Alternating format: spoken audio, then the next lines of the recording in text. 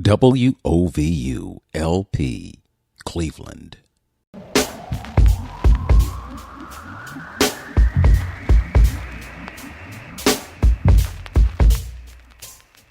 This is Open Door with Vince Robinson.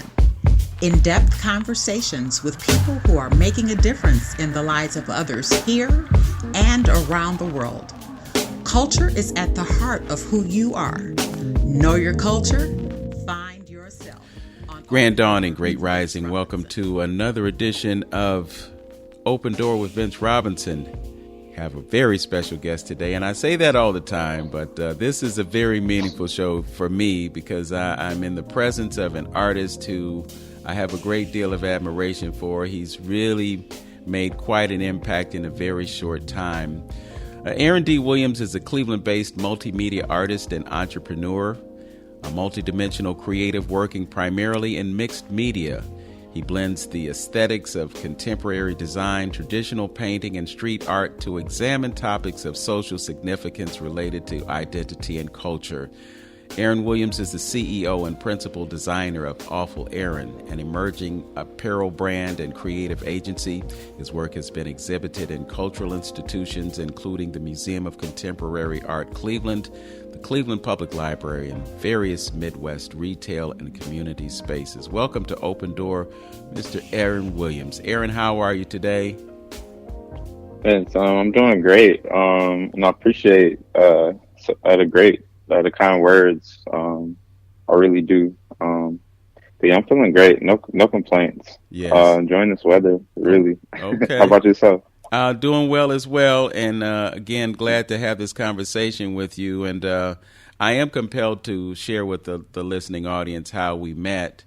A few years back, there was an exhibition at the Museum of Contemporary Art, and there was kind of a co-space called Moca, and it was another version of Moca, but it was the Museum of Contemporary Human Art.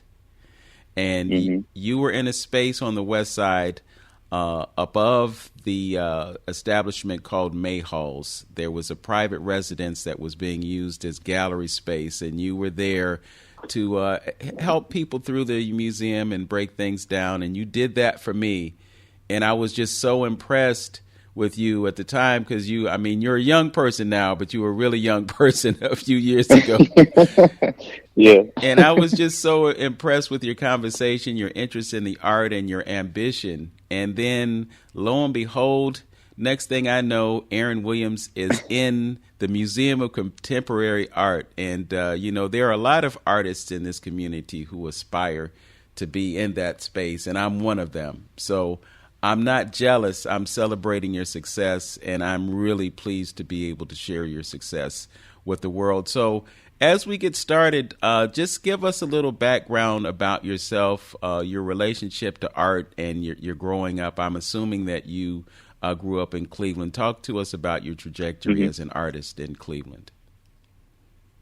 Sure, yeah. So obviously born and bred here in Cleveland, Ohio.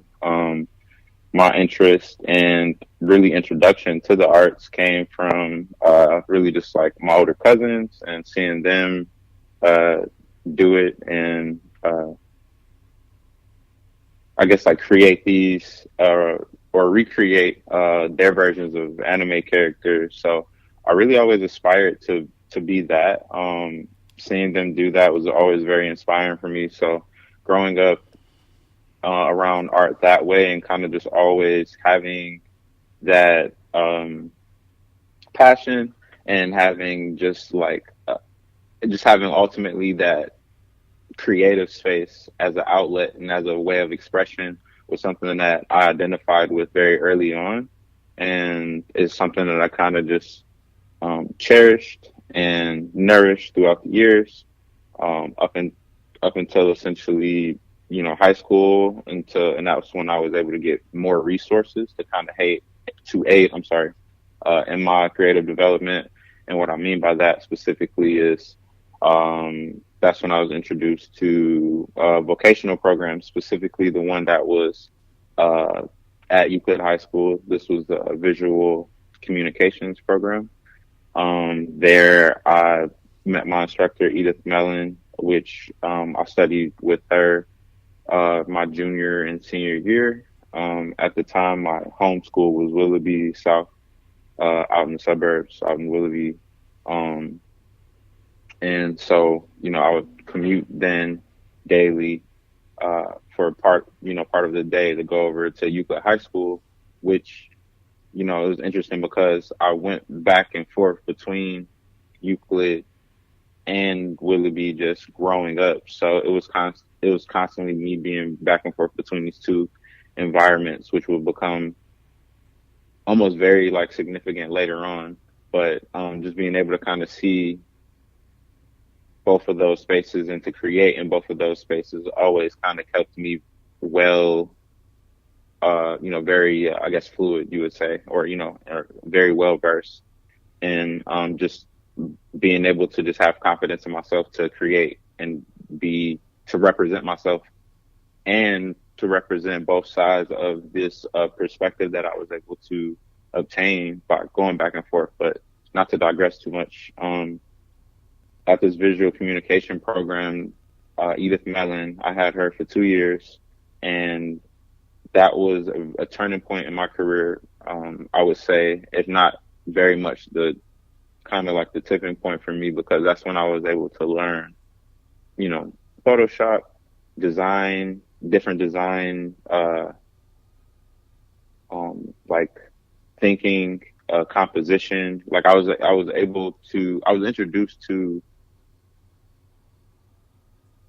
tools and kind of things that were now kind of placed in front of me that I was able to then, as an artist and as a young man at the time, to kind of take into consideration as I navigated this landscape and tried to, and really just being like, okay, like that was the moment where it was like, okay, like I actually can be an artist. This is actually an avenue that I can take.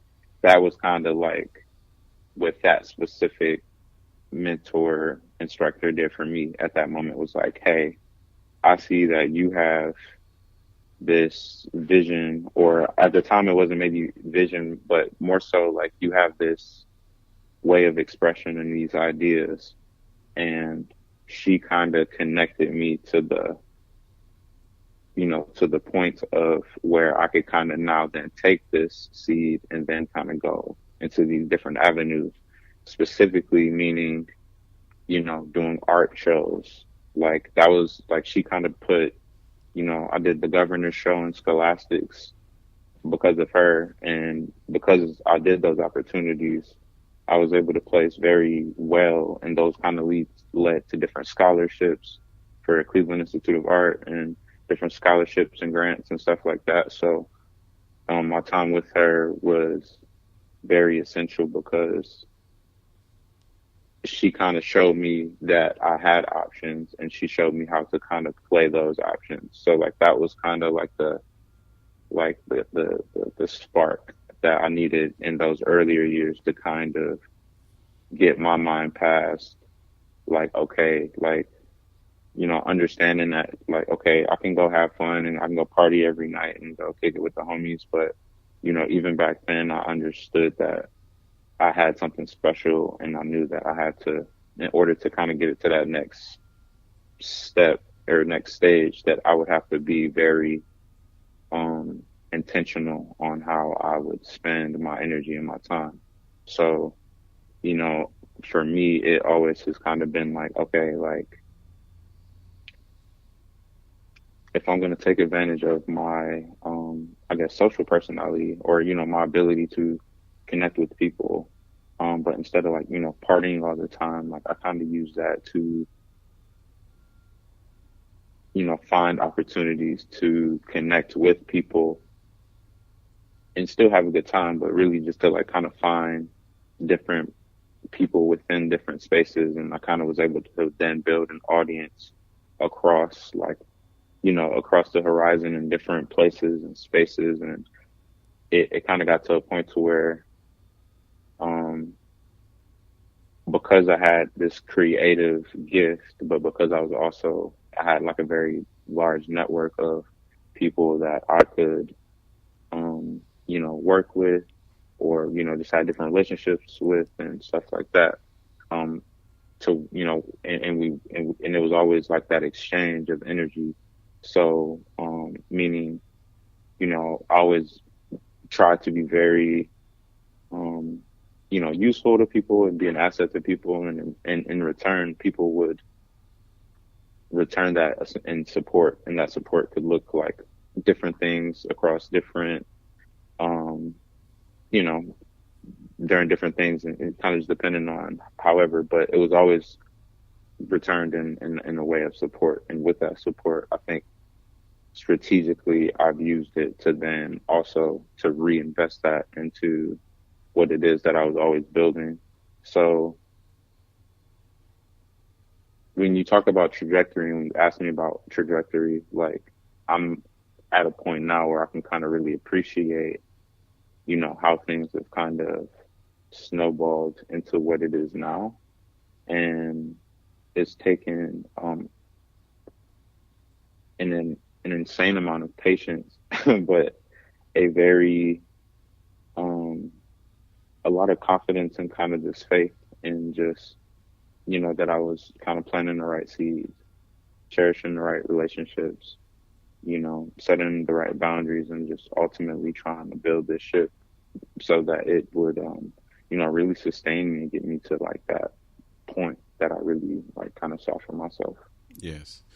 So there's a lot to unpack in what you just shared, but one of the takeaways that I took was that there was someone who recognized your talent and saw your potential and took the time to cultivate you and point you into the right direction so that you could build that network that you just spoke of. And I think the evidence of that building was the show that just recently opened at Zygote Press. You know, the line was out the door, you know, it was packed in there, and you had some great artists that you collaborated with. You actually curated the show. It was called Aawful Friends, The Future Is Now. And I want to talk to you about that show, because there was one piece in that show that just really blew me away. I mean, Toby's piece. Yeah. You know, we've talked about that amongst other folks, and people are saying, you know, that was the piece. And I think I talked to him about 15 minutes about that piece. But I want to talk to you about that. But I also want to talk to you about the unconventionality of the way you came up. You mentioned Willoughby South and Euclid, and those are kind of two disparate worlds based on the fact that there's a significantly large black population at Euclid High School, and I'm assuming a relatively small black population at Willoughby. So you've had an the complete opposite uncommon upbringing, but it has served you well because you're able to have your feet in both communities and be relevant and be authentically the black man that you are. So we're going to talk about that when we come back. You're listening to Open Door with Vince Robinson on 95.9 FM WOVU Burton Bell Carr Community Radio. My guest is Aaron Williams, also known as Aawful Aaron, and we're going to talk about where Aawful came from as well. We'll be back with more Open Door right after this. Ohio is our home, and it's full of family we're proud to care for. With more than 200 locations, Cleveland Clinic is growing to bring world-class care to your community. From Canton to Avon, and coming soon to Mentor. Whether it's sniffles and sneezes or something more serious, big or small, we're always near you. For every care in the world. Schedule your care today at clevelandclinic.org/access. This message was brought to you by WOVU 95.9 FM, Burton Bell Carr Community Radio. Yo, what up? You already know what it is. Your boy DJ Chris Dawes. Yo, I got some important information to give you. Are you a resident living in a rental property or a landlord of rental properties within the city of Cleveland? Have you heard about the lead safe prevention efforts in Cleveland? Do you have questions about lead poisoning and why prevention is important? Don't know where to start? Don't know where to get help? Well, there's good news. There's training that is perfect for you, and the Lead Safe Resource Center is here to help answer all your questions. This training presents information on the Lead Safe Cleveland Coalition, the resources and teams available to support you, along with great information on who, what, when, where, and why for all things lead poison and prevention. And listen up, there's more. If you register now, you're eligible to receive a gift card. Yep, there's one gift card per adult attendee. Those interested can sign up via Eventbrite or by calling the Lead Safe Resource Center at 833-601-5323. That's 833-601-5323 and ask for Ashley Dunn. Thank you for listening to WOVU 95.9 FM, a Burton Bell Carr community radio station. Welcome back to Open Door with Vince Robinson. I am with Aaron Williams, also known as Aawful Aaron. He is a fantastic artist, so you have to see his work. It speaks for itself. I wish I could show it to you, but this is radio, so you can't see it.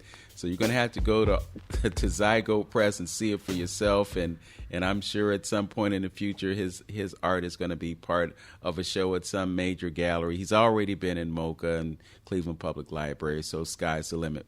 Welcome back to Open Door. Aaron, before we took the break, we were just talking about how you came up, and you mentioned the instructor that took an interest in you and kind of pointed you in the right direction and led to the success that you're enjoying now. What was it like for you to be a young black man living in a community or going to school in a community like Willoughby, and also having your involvement at Euclid High School? So coming, I guess, like, speaking to like my school experience and specifically to my experience at Willoughby, I think because it was very easy for me to make friends, I never really, I guess would say, like, I was one of the kids that didn't have a hard time finding experiences and keeping busy. Sometimes I guess sometimes that, that could be a positive thing, or sometimes that could be like a negative thing, but then also it could be a positive thing as well. And I think my ability to, have a diverse pool of friends, meaning, like every kind of, how high school is very cliquish, and how there's very, you have your cliques, you have your, kind of groups of people, or, there's this perception of like these, pools of people. And, I think because I never really identified with that, or because in my trying to identify with people, like I was just kind of on this constant search of just trying to find like my tribe. So what happened was in that search, I kind of found, people within each tribe that I kind of would build these relationships with. So, I kind of became like this highway of people where, typically group A wouldn't talk to group C, but because I had a relationship with group A and both group C, I would become now this common denominator where it's like, well, okay, you know what, like, maybe we didn't necessarily give group C a chance, because we didn't really have somebody there to kind of break that, misunderstanding. So I think that kind of led for me to be, I guess, very popular amongst the quote unquote misfits, but then also I was invited to like a lot of the, to kind of hang out with the more popular kids too. So, having that background and kind of just being able to like kind of navigate specifically like the high school landscape. And this is like 2012, at the time too. So, like social media and things weren't quite at what it was even today. But so it really was, and the reason I bring that up is because, like, you know, this is at a time where you still have to actually do like the groundwork. Like, you couldn't be, you couldn't really just rely on clout, or, like clout that wasn't attached to individuals actually going out and talking to people and building those relationships, and, actually like spending the time to, to get to know people. I think that was always something that I was very, fortunate of having, and being able to go from like both environments, where with my experience with Euclid, like being able to then have actually, more people that I can identify with. But then, both environments kind of have their own challenges, but then equally both environments have their, rewards, or, things to be obtained, so to speak. And so kind of just being in a constant back and forth between both. At the time, I didn't realize how much it was sharpening me and preparing me for, I guess the real world, you would say. Once you leave kind of like that school environment, once you leave college and once you're kind of out here, like it wasn't really until, later years I was able to kind of reflect on that and to really see the overlap, and to really kind of then play on, those strengths that I was able to kind of cultivate back then. Okay. Ultimately, from like going back and forth. Okay. So I recall in our first conversation, part of what we talked about was the importance of collaboration. You were part of a multi-pronged exhibition through Antoine Washington, who is a great colleague of yours. But what I can see is that, as you just mentioned, you've been able to leverage your relationships and your ability to build relationships to create success. I mentioned Antoine. Could you talk just briefly about your relationship with Antoine and how meaningful it has been in terms of your career as an artist? Yeah, for sure. Antoine, like, that's really like my big brother, for real. Like, and I'm very fortunate, to have somebody specifically like him that I can see myself in, because I think, when you're coming up, and you have, you're used to kind of seeing a certain level of success at an early age, it's easy to become very like prideful, and it's easy to become very almost self-reliant in a way to where, it might become harder to identify with mentors. Luckily in my case, I've always appreciated just my elders, in general. And I think that has a lot to do with just, kind of coming up, growing up literally in a household, around my grandparents, and coming up in that with that Southern mentality. Like, I've always kind of just honored that hierarchy of, especially the Black men that come before me, but really just Black men and women. So in terms of Antoine, me kind of already having this vision and having like this goal that I had, and then kind of being blessed with someone who is also on a very similar journey that I could now confide in.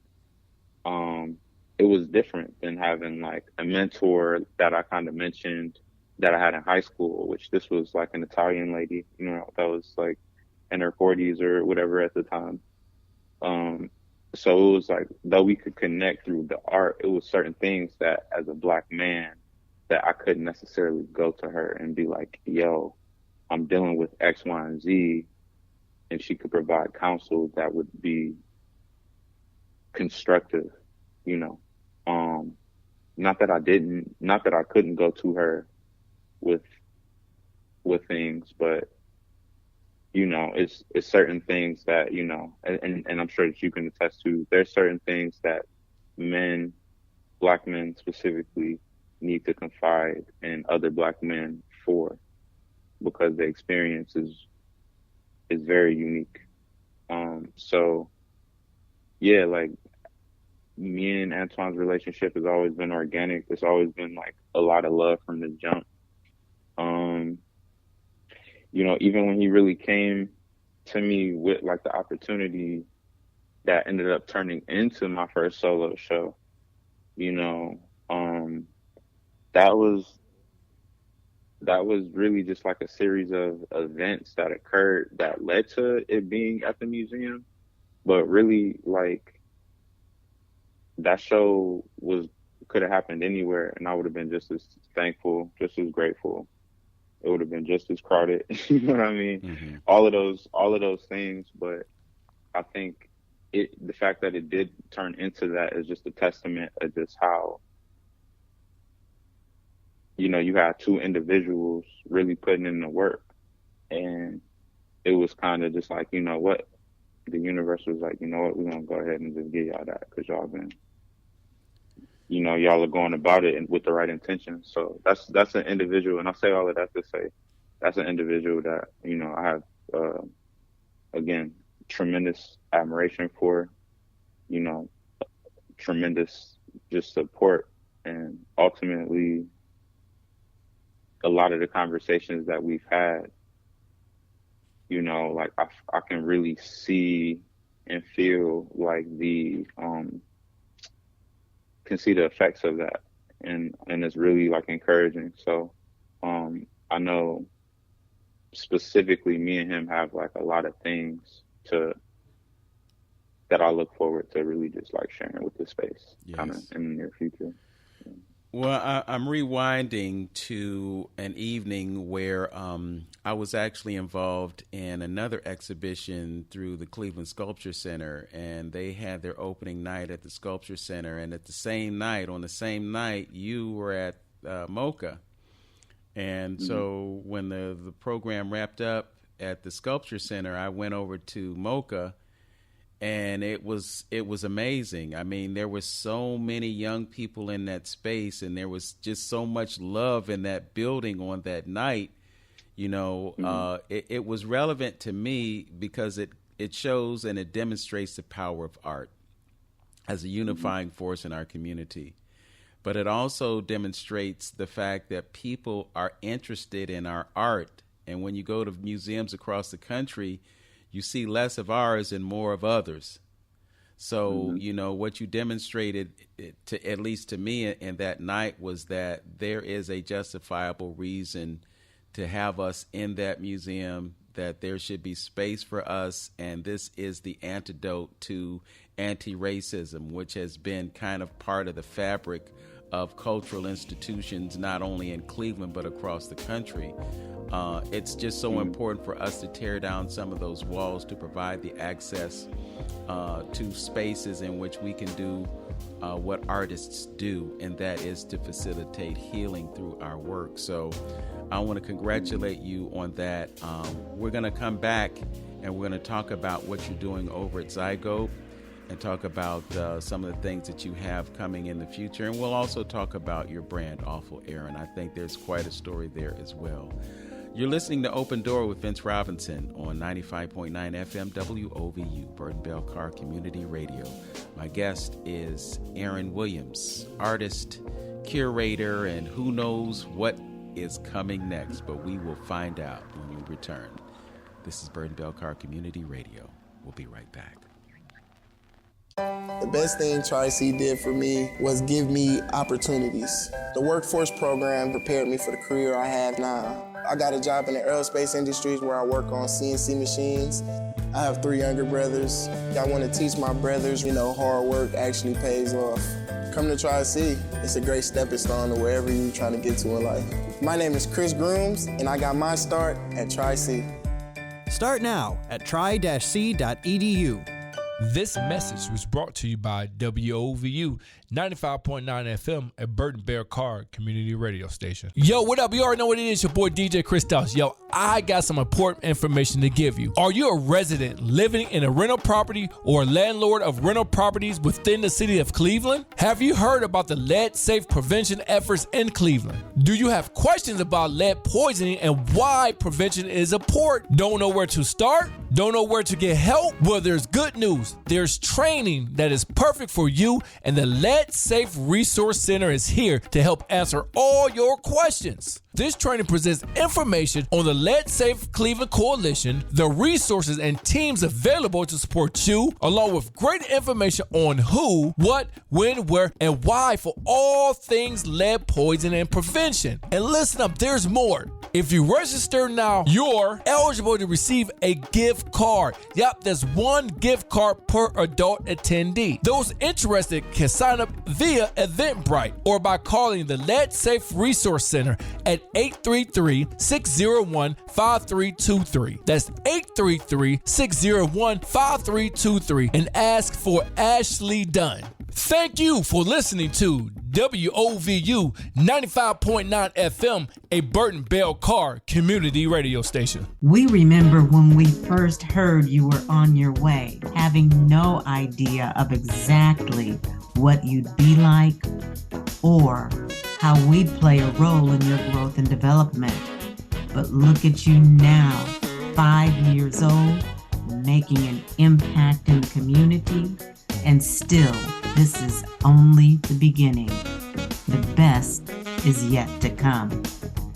On behalf of the team at Another Look at Life with Stephanie, happy birthday, WOVU, the best station in the land.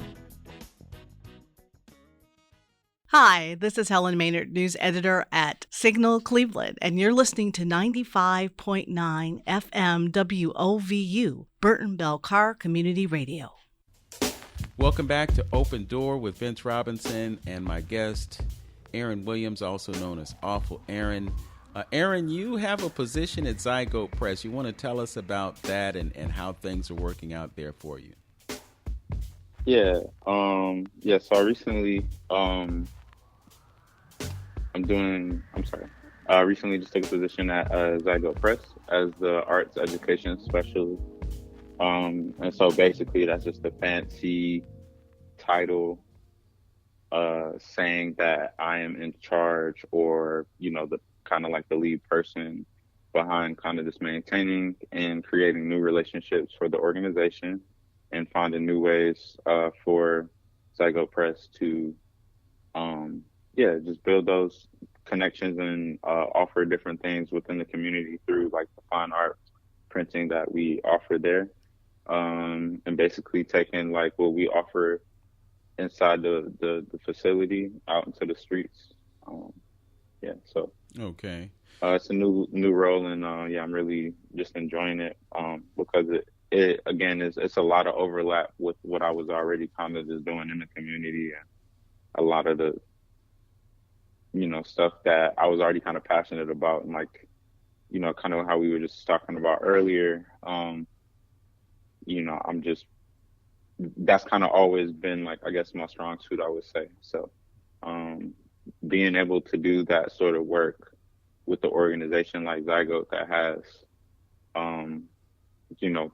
has had like significant time in like the art space and has had just a lot of different things that it has done for the community, and for them to embrace me in the way that they have, I think definitely kind of just signifies just not only a new chapter for that organization, but really just a new chapter for the art space in general. So you had a show that opened on May 5th. It was called Aawful Friends, The Future Is Now. Tell us about that show. I think it will be up at the time of the airing of this program so folks can go and see what's there. But tell us about that show. Yeah, sure. Aawful Friends, The Future Is Now, Volume 1 is basically a show that Zygote helped me put on, I was the curator. They offered obviously the gallery space, and the 12 artists that I have selected for the show specifically are artists that I've been able to kind of just to work with and just have different conversations with throughout like this whole time. So just how it all, really the timing of it, and just the timing of just specifically the theme of the show, which the show, to kind of give people like a little taste, is basically like the theme is a dystopian, distant Cleveland, and you know, using AI art and traditional art and kind of just like showing like its relationship to each other and just like what that might look like in the future, specifically in terms of just like how it will look in a gallery, or, you know, just in these spaces where, you know, traditionally, you know, relics are collected to display, you know, relics of the time period are collected to kind of just to tell the story of that time. So it was a project that I think needed to be told, and I think the timing of it was just very relevant, and it was one of those things where with this essentially being my curatorial debut, I know that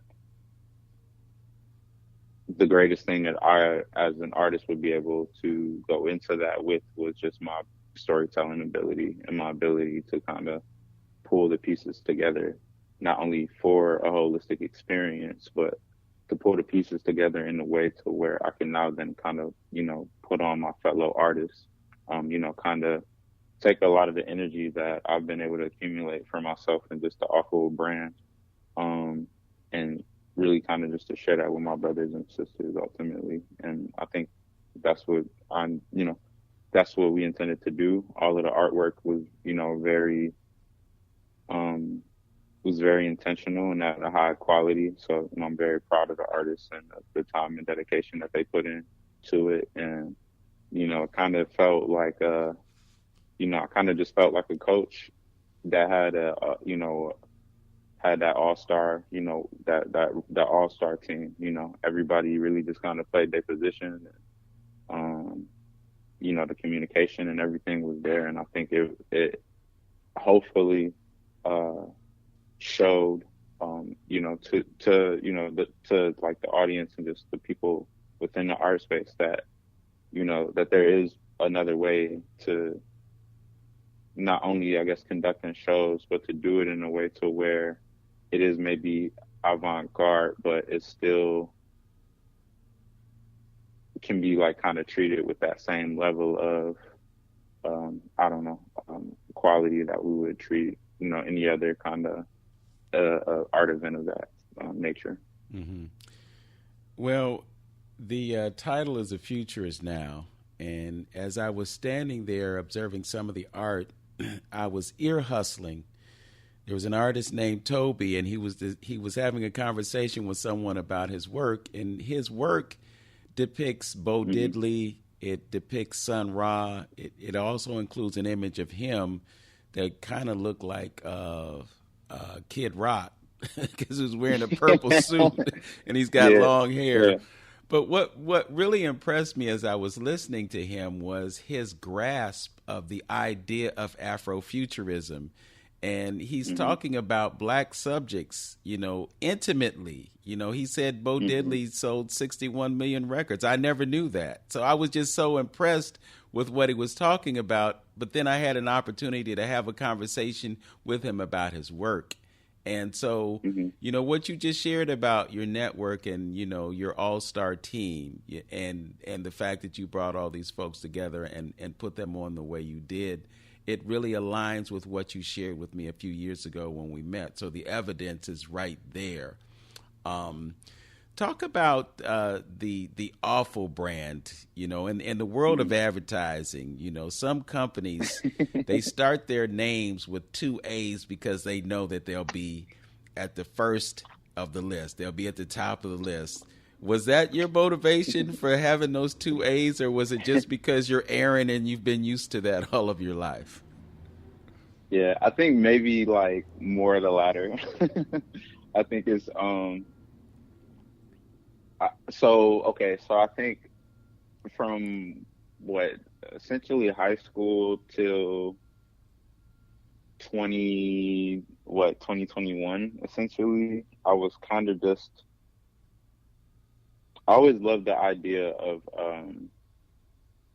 aliases, just from observing pop culture, things like wrestling, things like, comic books and superheroes, rappers, musicians, like all of the stuff that I kind of looked up to as being like just super dope and just like, larger than life, these larger than life personas, like that's just something that I identify with. So, I've went through several aliases, if you will, whether if it was an alias for like an identity for, whether I was making music through that, whether if it was just something that I was, kind of like just creating under for just a very specific art purpose or whatever. So, not to be too like long-winded, but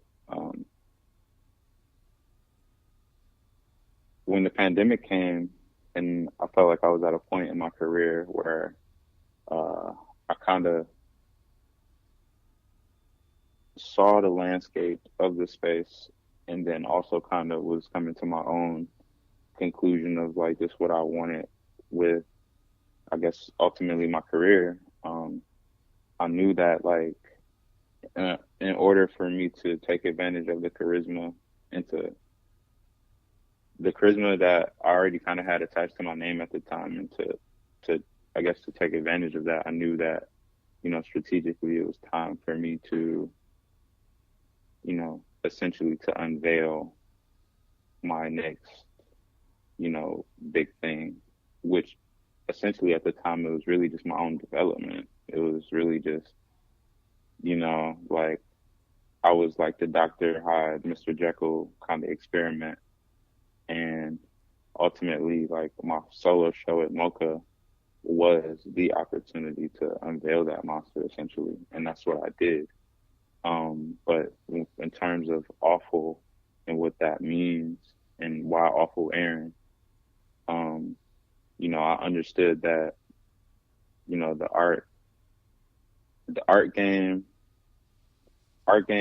industry, music industry, whatever industry you're in, it's that, it's a machine, it's a ring, so to speak, it's an arena, so if you will. And so historically speaking, we've had these industries or arenas and we've had these artists, whether it's Basquiat, Keith Haring, and, those are the superheroes. Those are the wrestlers. So, you know what I mean? We are the audience, we are observing this thing happen. And in my identifying with that, I knew that if I was going to be considered in the same way, I would have to strategically set myself up accordingly to that. And if not, and I feel like even more so, I think how I went about it is even more intentional than your John Michel's and, and some of these other artists, because, I'm lucky to have that as a reference, so it's like, I can kind of look at that and be like, oh no, I can start building that today with the tools and resources that I have in my community and all of these things. So Aawful Aaron was essentially like my response to seeing the space and being like, okay, what is going to be my, Spider-Man? Like, what is going to be my, it's what is going to be my suit of armor and my protection as I navigate this space that would separate the machine from the person. Aawful Aaron is that space that, that I can then kind of step into and operate from. and then I could equally step out of and, go about my private life as necessary. Well, I kind of think it was genius, as a community, we've always had an ability to flip things around, so back in the 70s, and I'm a child of the 70s. I've been around for a minute, Aaron. Back in the day, we used to say, "Oh, that's bad," but when you said it was bad, that meant that it was good, So when I think about Aawful Aaron, I think about the album cover that Michael Jackson did, and the fact that he had an album called Bad, and it's something that people will never forget. So I think what you created is a paradigm that will stick in people's minds, and I think it can be very successful for you. We're going to talk about your art, because I know you do more than paint. I read that you are a mixed media artist, and there's so much that we could talk about with respect to that. I don't want that story to go untold. So when we return, we're going to talk about your art, the media that you work with, and what's next for Aaron. You're listening to Open Door with Vince Robinson on 95.9 FM WOVU, Burton Belcar Community Radio. We'll be right back. Life is starting to get back on track, and you can too. If you or your family have experienced financial hardship as a result of COVID-19, Tri-C can help with full tuition assistance. Safely get the in-demand degree or training you need with online and on-campus classes. Go to tric-edu to check out our programs and resources. So, what are you waiting for? Register now for summer classes. Tri-C is where futures begin.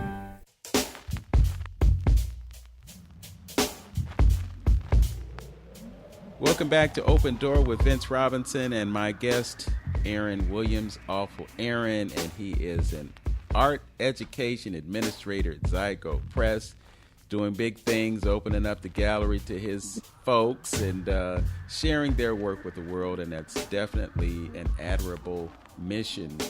We've talked about your life, spending time in Willoughby and commuting to Euclid High School, where you were under the mentorship of someone who took a profound interest in you and literally just launched you into the stratosphere as an artist. And back then you were inspired by anime and, your painting and so forth and so on, but you also have an apparel brand. I know that there's a baseball cap that I noticed at the show that you did at Zygote. Talk about the media that you work with and your approach to creating art. So I think it's easiest to kind of describe my work as mixed media because it often kind of has evolved. A lot of my interest and foundation is in drawing. So my work, I like to kind of use it as like storytelling opportunities. So it's very like illustrative and kind of how I try to communicate messages. But then I rely and, have always gravitated towards just traditional art and a traditional way of making art. So, me utilizing color pencils and solvents and alcohol markers or, oils and, just different paints and screen printing and, all of these things kind of going on to kind of just to create a certain message. Like I really just enjoy like the process of it and I really just kind of just feel like a scientist in a lab, and it's like, how do I take these materials to not only react in a certain way in conjunction to each other, but then to also have that translate a certain feeling. And that's it's a very interesting thing, because it's not really, it's something that you can only really kind of achieve and develop in time, meaning like to have like the understanding of not only yourself and the story that you want to tell, but then like the materials and like how to use them and to manipulate them in a way that you can literally force them to behave in a way that you are visualizing in your head. So I think me exploring mixed media, or just kind of like finding these combinations of materials that kind of best suit each other and my message, and my kind of just healing process, and as I kind of just tell these stories of not only myself but also want to really represent our culture, and the almost kind of like the layered and mixed media approach that we have in just our creativity, and just kind of making things, kind of just stacking things to have them work in our favor. I think that that's something that I've, just have inherited. And so my version of that is, exploring that through, a combination of mediums. I'm even considering, really getting into sculpture, really getting into just scaling my work so that it's larger.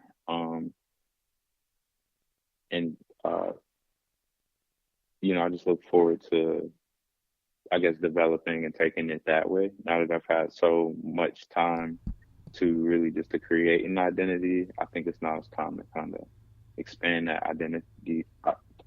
To expand that identity, and to also to use it to challenge how we've, experienced art in the past. Yes.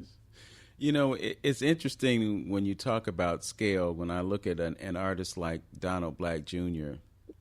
and him being able to have his work depicted in such a big way, such a huge way, it's almost like this is one of the ways that we expand the impact of our work, and so to be in those kinds of spaces and to see your stuff like that. I mean, as we speak, I have 14 photographs up at Cleveland Hopkins Airport. Before this show, they were just JPEGs on my computer. I hadn't printed them or anything like that. I turned over those JPEGs, and then they got framed and matted and put on the wall, and I see it in a larger scale. And then my imagination leads me to think about or visualize this piece of work, not just on a picture or in a frame, but on the side of a building, or taking up a massive space in a place like the Museum of Contemporary Art. I mean, these are things that as artists, we can think about, we can imagine, going back to Imagine Otherwise, which was the name of the exhibition that launched your success, really. It's just a powerful thing to have access to the ability to do those things. And now you find yourself in that place where you can imagine your work on a larger scale. You have the perfect vehicle for that, in that you're at an institution that is capable of displaying your work that way. And I'm sure that you're creating and establishing relationships with other entities that can help that happen as well. It's just intriguing to me to think about those possibilities. When you look at the art scene in Cleveland, and again, the reason that we're having this conversation is because there was a place of discomfort for us. Antoine had to move his exhibition because it was in a place where he wasn't respected. And part of the reason that he even created the Museum of Contemporary Human Art was that there was a need, and he saw a place to fulfill that need. Could you talk about right now the importance of us creating those spaces for ourselves? Sure. I think, yeah. Okay. So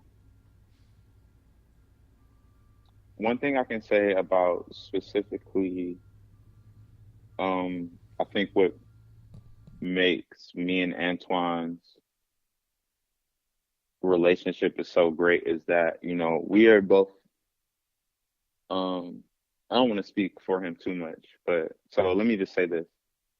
I I think when it comes to identifying opportunities and being able to even say, I guess, taking your creative ability, problem solving ability, and then kind of say like, okay, how can I use that energy towards and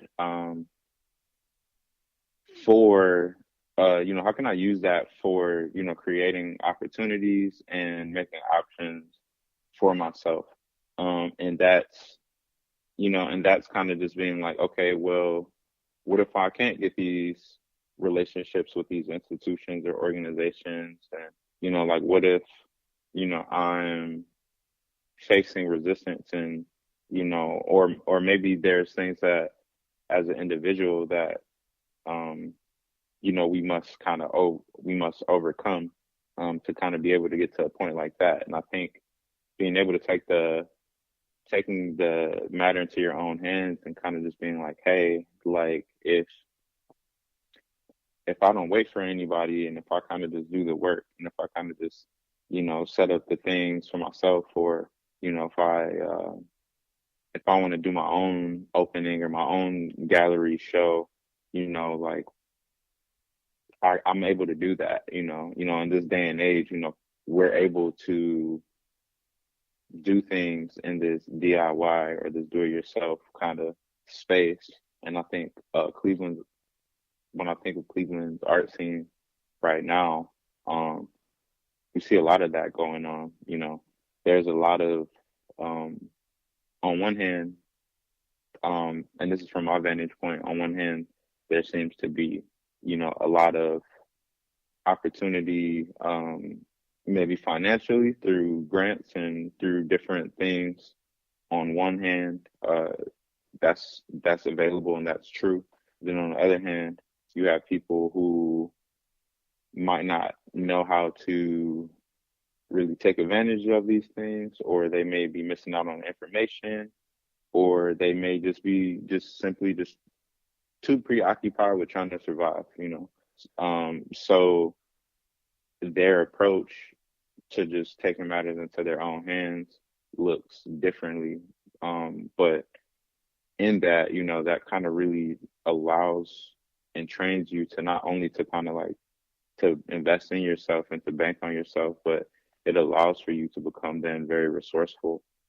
So I come from more so the latter, and being able to, and even in just identifying with a lot of my peers, a lot of us come from a space to where it's like, we have to do a DIY because, we have ideas and, products and things that we want to do now, so for us, it was growing up in the internet era, it was always a way. So a lot of us are very hands-on and very crafty in that way. And, I know Antoine is an artist that identifies with that because we've had a lot of conversations around just even that. So yeah, I think Cleveland is right now, and just seeing like the amount of talent that's in the youth. And not even just the youth, but just even across, intergenerationally speaking, I think there's a lot that we have to offer each other. You have cats coming up in the game now who are, that are unaware of a lot of Cleveland's past history within the art space that would benefit from, speaking to some of the elder ones or just ones who've been around longer, and vice versa. There's, artists that have been in the game that, that would also benefit from talking to some of the younger ones and just navigating some of these, social media, just navigating social media, navigating kind of just some of the things that are occurring now that are actually helping artists and that are a great tool to us. So, yeah, that's okay. Well, I appreciate that answer, and I appreciate your thoughtfulness, because as I observed this interview, it's just apparent to me that you are extremely thoughtful in what you're sharing with us today. So again, I thank you for that. I congratulate you on your success, and I wish nothing but the best for you as you continue to do this important work of, first of all, creating your work, but second of all, bringing in your colleagues and making sure that there's a stage for them as well. Thanks for joining me on Open Door today, Aaron. Absolutely. Thank you, Vince. I appreciate you so much for having me on today. And likewise, look forward to, sharing more time with you in the future. Yeah. Okay. Well, with that said, to those who are listening, as always, know yourself, love yourself, be yourself, and make today your absolute best day. Peace.